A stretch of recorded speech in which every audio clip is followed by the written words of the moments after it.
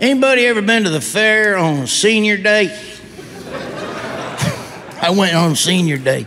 Most popular ride on senior day is the ambulance on the way out of the fair. Dadgum, there's one leaving the scrambler every 2 minutes in there. Best part about senior day, though, it only lasts from 3:30 to 5, so that's a good thing. They got special prizes on senior day. I saw an old guy bust a balloon with a dart, and he won a pair of Depends with a picture of Def Leppard on it right there. I'm not a big gambler. My grandma, holy mackerel. I'm not saying she's addicted to blackjack, but she's got a medical alert bracelet on that says, in case of emergency, split the kings. A couple years ago, my grandma, playing bingo at the fair, won her a spa package. But, to be honest, I think they gave her the wrong package. She said that she was able to tolerate the Botox, but during the Brazilian wax, she farted and blinded the attendant.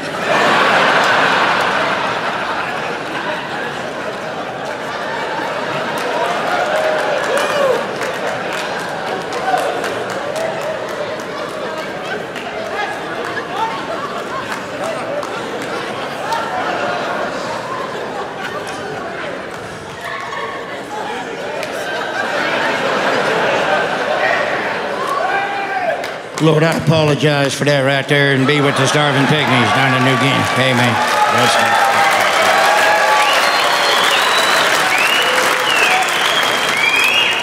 I saw my grandma topless 2 weeks ago.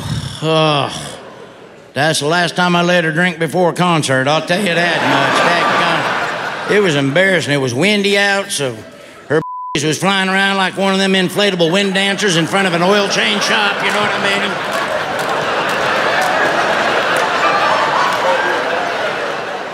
mean? It is horrible. The Oak Ridge boys didn't even want to do an encore after they saw that. Thanks a lot, Grandma. Your flapping titties just cost me an encore of Giddy Up Boom Papa Mau Mau right there, all right? A lot of old folks down there in Branson riding them scooters down there. I find that crazy. These folks have lost their driver's license 2 decades ago, but they're going to go ahead and let them have motorized vehicles in a room full of pedestrians at the buffets down there. Trying to get food, they're zipping by like it's a drive-through. I went up to get some potato salad. It was like I was in a live Frogger game all of a sudden. You know,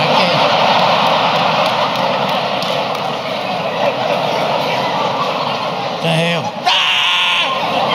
I finally got hit head-on by some old dude trying to text and drive. He trying to send a crotch shot to Tinder, apparently. I grew up very stereotypically, man. I didn't play basketball, football. I grew up playing ping pong. Competitively. That was a serious national sport back home, man. You know, I didn't go to any like fun summer camp, space camp. My dad sent me to a ping pong training camp in Guangzhou, China. I almost died. It was 100 kids competing for one spot on the national team. It was basically Fortnite with ping pong paddles. We took that shit seriously, though. My dad would take me to every practice, every tournament game, and he always tried to give me a pep talk before every game. But you know, Asian parents, they're way too honest. So every pep talk just turned into an insult. Like, he'll come up to me and be like, Jimmy, you're going to play well, okay?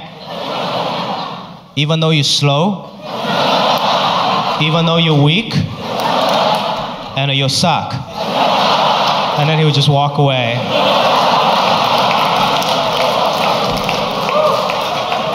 Eventually, I became a good Asian American, and I went to school to get an economics degree. Because that was the easiest degree that can still appease my Asian parents. But then after I graduated, I didn't want to do like econ or finance. So I went up to my dad. I was like, Dad, I don't want to do any of this. I want to go try and do stand-up. And he was like, what's a stand-up? You mean like a talk show?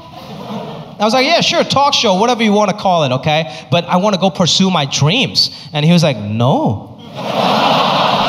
Pursuing your dreams, how you become homeless. Dad, things are different now. We're in America, okay? In America, we're supposed to do what we love. He was like, no. Everyone does what they hate for money and use the money to do what they love.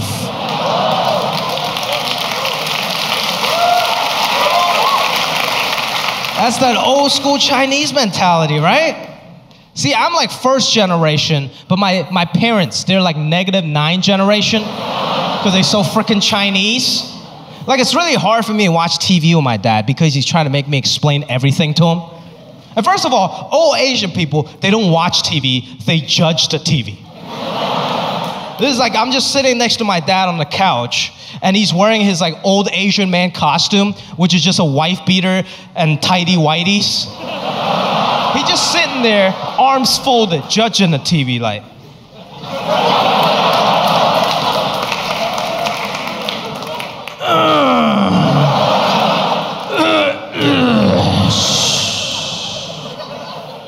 He just makes random noises around the house. Now whenever he sneezes, it's never just a sneeze. It's like a whole tsunami of sound waves that comes after.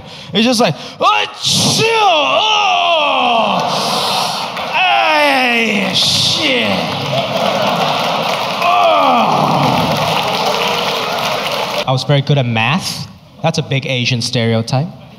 I think there's some truth to that, not because of some weird genetic thing, just because our parents care so much more about mathematics and academics, right? You guys seen it? You guys seen those like Kumon learning centers in those strip malls, right? Right? Kumon learning centers, for you guys that don't know, are basically detention camps for young Asian children. You can tell that place is kind of fucked up by the look of its logo. Because it's supposed to be a smiley face, but it's not really smiling. It's just like, man.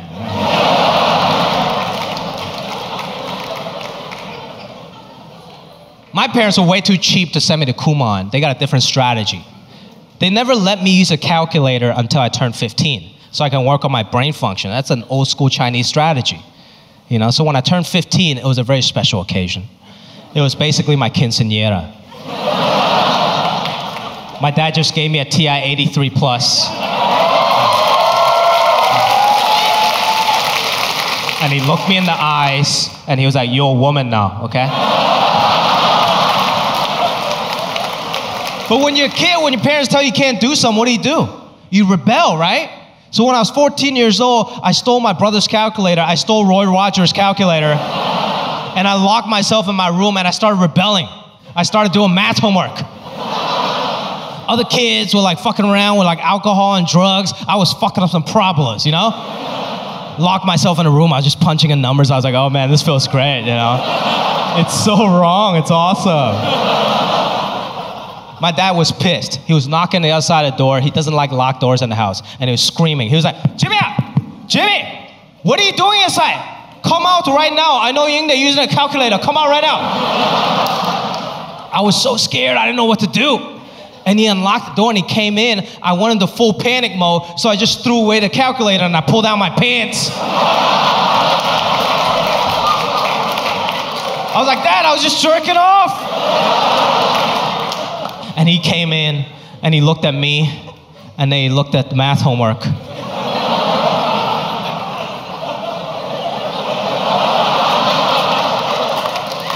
And he was like, good, very good, very good. Very good. You must have really liked math. That's good. That's good. Keep it up. I've smoked cigarettes a lot of my life. I finally quit. I didn't want to quit. People who have never been addicted to anything never truly get it. Like, oh my God, you quit smoking. Do you feel better? No. Love to shove your face through glass just for saying that. And then smoke whatever's left on the other side. That's how irritable I am right now about the fact that I can't smoke cigarettes. Just not that healthy of a person. I joined a gym, and then my gym closed, and then I had to go join another gym. That's a pain in the ass, because you can't just pay and go in. You have to have a meeting and a consultation with somebody. Really? I don't want to. Well, you have to, Kathleen. You have to meet with Cindy. Oh, okay, great. Cindy is 21. Cindy is in shape. Cindy is happy to be alive. everything is going great in Cindy's world. You get the happiest thing ever. But her voice is so high. The tone and the pitch, when she spoke, all I heard was a Yorkie barking. I swear to God. That's all I heard. Hey, look at the gym. Phillips foot. I was like, really? I gotta speak to this lady? Like, I have money. Can't I just go in? No. Okay, Kathleen, before you can get on and everything. Okay, we have to write down some of your goals. Cindy, I don't have any goals here. Maybe that's weird, but I don't have any goals. I'm not here for offense, Cindy. I'm here for defense. There's a big difference. I am here to try and pull a fourth quarter Hail Mary pass out of my ass before things get weird. Now, I don't know if that's possible, but I'm willing to pay $62 a month to not come here and find out.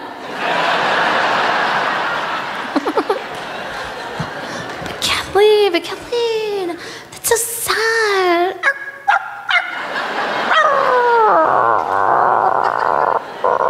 No, it's not sad. It's just, well, I have to put something on the form or I'm going to get in trouble. Okay, here's my goal. Ready? Here's my goal. I am here to delay the date and severity of my impending stroke.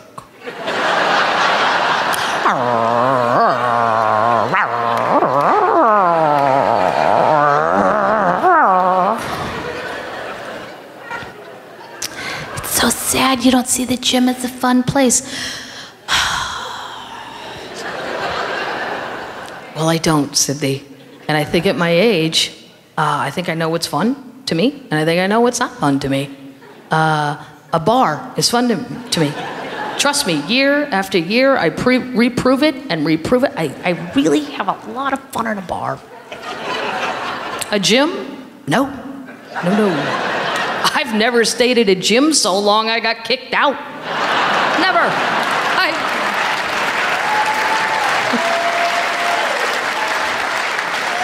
I never worked out so hard somebody had to take my keys because I was crazy.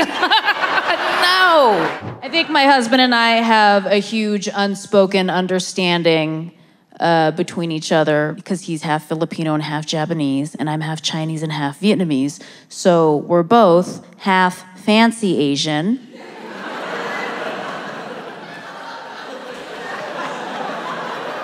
And half jungle Asian. Yeah. You guys know the difference. The fancy Asians are the Chinese, the Japanese. They get to do fancy things like host Olympics.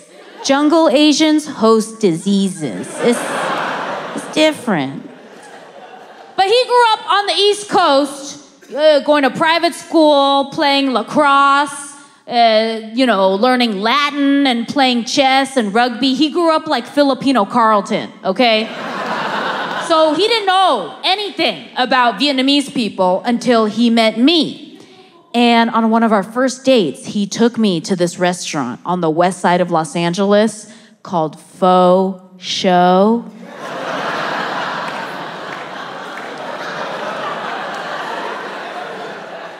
He was like, it's authentic Vietnamese. I read about it on Yelp. I was like, it's not authentic. Okay, you can tell first and foremost by the name because it don't got a number in it. Second of all, you could tell by the bathroom. If it was legit, the bathroom would double as a supply closet. When I pee, I need to see 10 gallons of bleach, an ATM machine, and a grandma with glaucoma napping in the corner. And the waitstaff here is too nice. We need to leave this restaurant deaf and emotionally abused.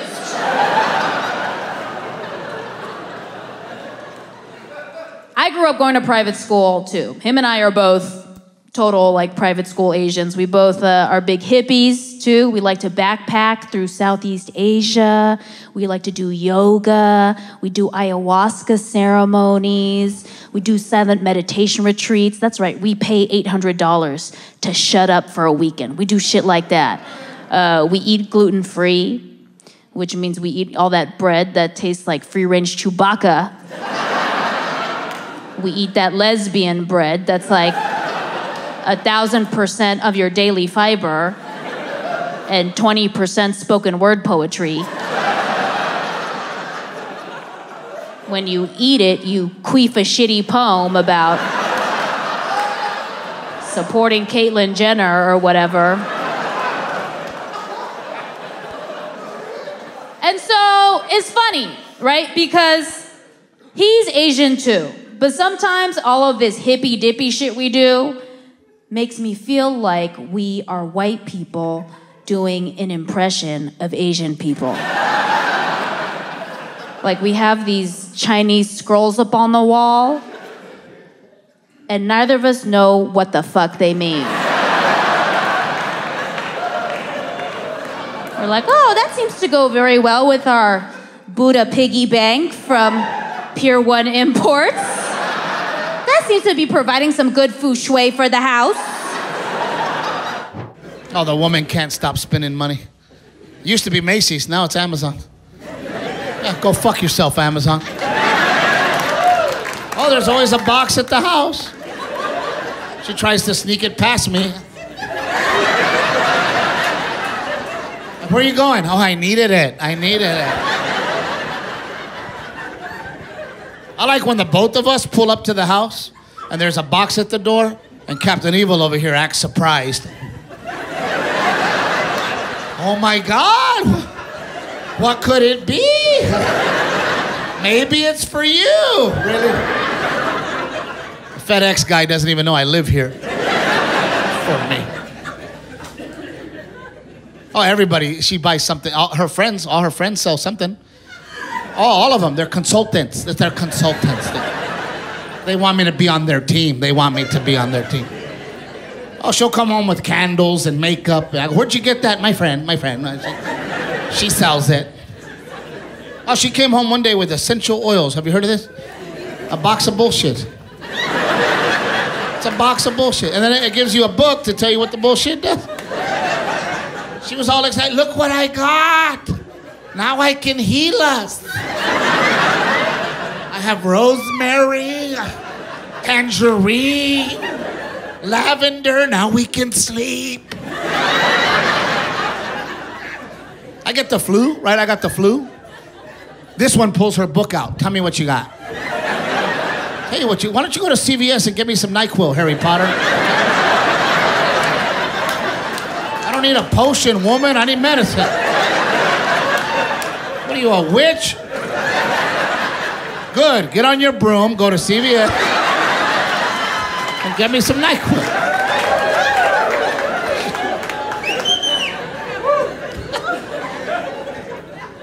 Oh, if it's my idea, it's wrong.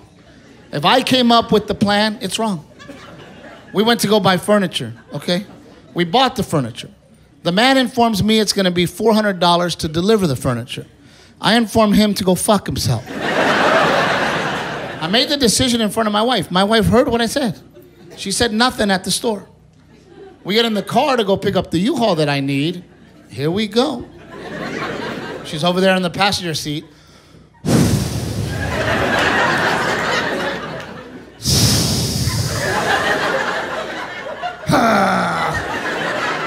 I go, what? She goes, nothing. I go, not nothing. I can feel it in my balls. I said, what? That's what she says to me like I'm stupid. Why did you get a U-Haul so far away? Does my wife think that I called U-Haul? No, further. No, that one's too close. No, I need the furthest U-Haul you got. Why? Because it pisses her off, that's why. And we haven't fought in a while. I'm trying to make this Saturday worse. Can you... I don't get him. I don't know. You know what he did the other day? Stepman decided to take a shower on his own. My wife and I looked at each other, we're like, he must have plans. Hygiene's just not his thing. And here's the weird part, like you can hear when you have two bathrooms, you can hear the water running, but is this normal? The teenagers, you can hear him drop the soap Like regularly, it's like, dump, dump, dump. And I'm like, what is this? And he does it every shower, and it's just irritating, and it's taking a toll on me. I'm like, what you got? Little ass hands? Do you need a rope? Like last time it really got to me. I'm like, stop dropping the soap. My wife, she walks to the bedroom door. Michael, if you can't handle watching movies about prison, change the station.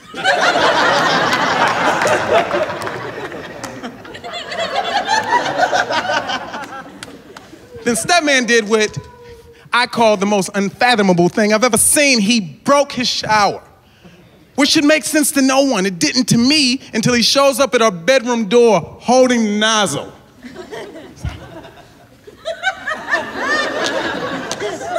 I broke it. I don't know, it just came out the wall. Yeah, right out the wall, you know. Do you mind if I use yours? You ain't coming in here. You just go back in there and have the water shoot out the wall at you. What were you, hanging from it? And that's what he does. He goes, I guess he has the water shoot out the wall at him, you know, and that is what's happening. He's leaving to go to some party. Now my wife and I, we in the kitchen, and Stepman comes in with the most wrinkled shirt you've ever seen in your life. I'm talking the type of wrinkled where you gotta look at another person where you're like, there's no way he's about to wear that shit right there. No way, right? Y'all don't get the level of wrinkle. You know how on your pants there's 2 pockets in the front, right? You know how there's 2 in the back. You know how you sometimes have the little pocket right there? It looked like he pulled the shirt out of that pocket.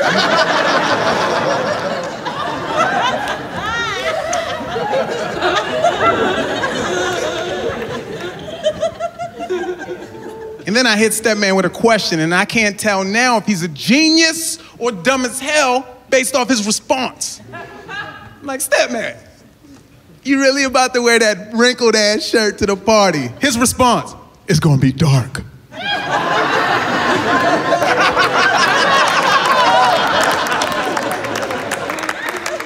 You see how it kinda makes sense? Like he already planned this out. He knew how the lighting was gonna be and found the most wrinkled piece of clothing he could find. And I'm like, worried, like that made too much sense. Following day, midday, we're in the kitchen. My wife's cooking, Stepman's there. Hey, Stepman, how was the party? Forgot to tell y'all. Forgot to tell us what? Got in a car accident. Now, I don't know if this is a teenager thing to just forget. Something that seems very, very much important. And then he describes the accident. And it's like, how did you forget this? His friend's there in 2 separate cars. He hits his friend's car into traffic. His friend's car gets hit by another car, he says, and flips 3 times. He says his friends have to be helicopter airlifted to the nearest hospital. I'm like, what? Then what happened? Looks at me like an idiot. What do you mean what happened? We went to the party. Our car didn't flip.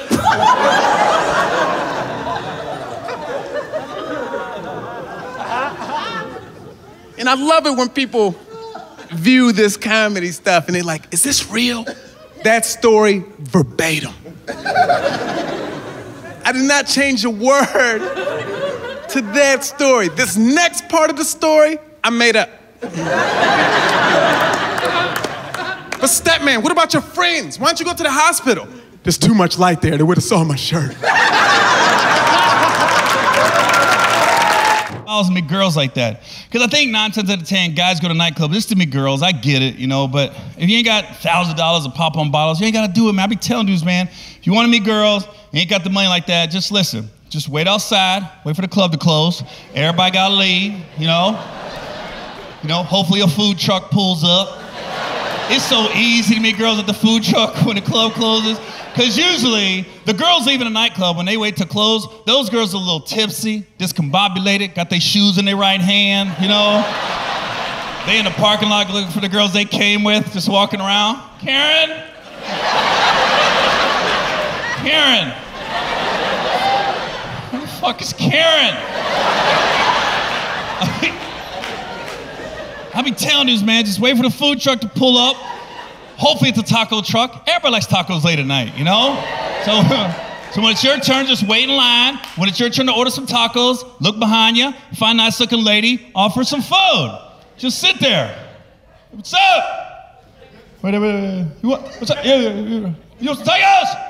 Right there. You want some tacos? I'll take a taco. All right. Get 2 tacos. Hey man, let me get 2 tacos, $2. Here you go, have a couple tacos.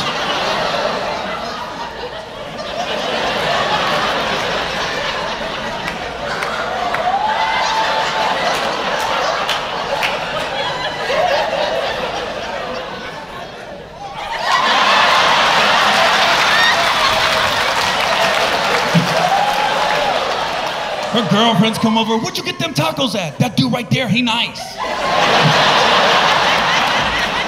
You want some guacamole on it? Let me get a side of guacamole, 50 cents. Here you go, put some guacamole on tacos. You spent $2.50. You got the same phone number David got. David spent $6,000 popping bottles in a nightclub. You know? And trust me, she gonna remember you over David, you know? You know, the next day, you put food in her body, you nourished her, you know? The next day, think about it, David ain't gonna wake up till 1, 2 o'clock, all the Hennessy run through his system. All you gotta do is get up 9:30, 10 in the morning, shoot a little good morning text. Good morning, beautiful. Good meeting you last night. Taco emoji.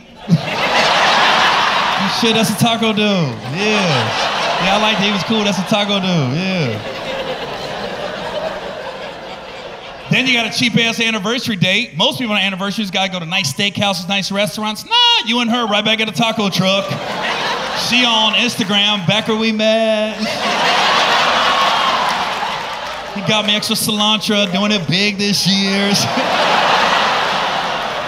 Now listen, I don't want people to call me a liar or anything. Like, I don't pop balls in real life, I don't. But on Instagram, I do.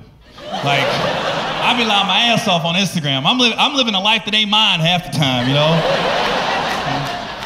Shoot, I'll do some little bow wow shit. I'll just lie on Instagram. But that's the whole key to life. Find someone to love and drag them to the end with you. That's it. Don't make it more complicated than that. Just find someone to love and drag them to the end with you. That's it. And you want to make your relationship last? Lie. Lie all the time. Really, just lie. You're a man and a woman together. You don't want to do anything the other one wants to do, but don't be mean about it. Don't tell them that. Just lie. You want to shop for candles with me tonight? Sure. You want to hold up these drapes when I figure out the colors? Okay. We were here in the city. My wife wanted to go see a musical. She knows I hate musicals. Do you want to go see The Drowsy Chaperone tonight? That'd be a fun date night, right? It sure would. I hate musicals, but luckily a friend of mine at the Comedy Cellar had given me a joint the night before, and I don't smoke weed anymore, but I'm like, who throws out a joint? Let me keep it in case of an emergency. I'm like, The Drowsy Chaperone, I think we have an emergency. So I throw it in my pocket. I'm thinking, maybe I won't need it, you know? But I get up there, and it's like all the posters are goofy. They're like, ya-na-na-na, wa-na-na-na. It's gonna suck. So she goes and sits down. I sneak into the men's room. This is totally irresponsible. A grown man. I lock myself in the stall. I smoke the whole thing. Marijuana smoke, illegal marijuana smoke, just wafting out into a Broadway lobby. But you have to understand something. At the theater, I'm a white guy in a suit. The worst anything can happen to me is some guy approaches, "Sir, do you smell that?" All I have to say, outrageous.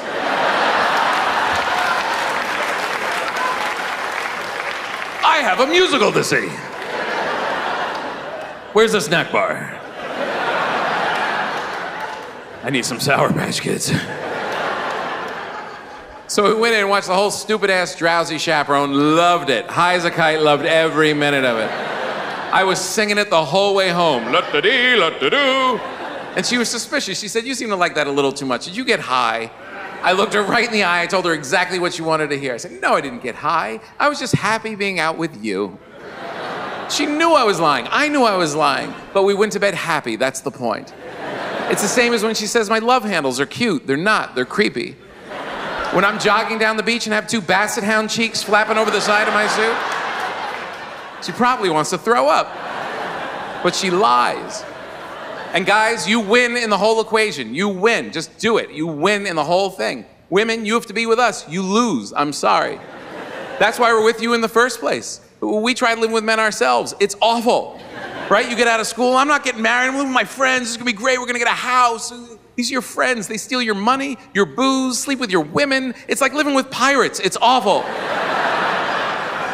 No one cleans anything ever. The bathrooms are like a rainforest. It's just hard towels and curly-haired covered soap, and you think it's a bath mat. It's just a bed of mushrooms. Women are clean and soft and sexy. Women get clean with body wash. Body wash and a loofah. Ding! You can't clean a man with body wash, a horrible man. We need a big brick of soap, hopefully with pieces of rock in it. All mold-covered and hairy, and not even hair like a nice bear either. We're like a sick bear from Chernobyl. All splotchy, bald spots, little Twizzlers poking out of your nipples for no reason. I don't know how you women let us climb all over you. I really don't. I would be a lesbian for sure. I have a friend, he only has hair from his waist down. Up here, he's like the Pillsbury Doughboy. Down here, he's like half goat, half man. Walking on the beach, why is everyone looking at me? I don't know, Pan. They're probably following your hoof marks down to the ocean's edge. Why don't you put down your flute for a minute?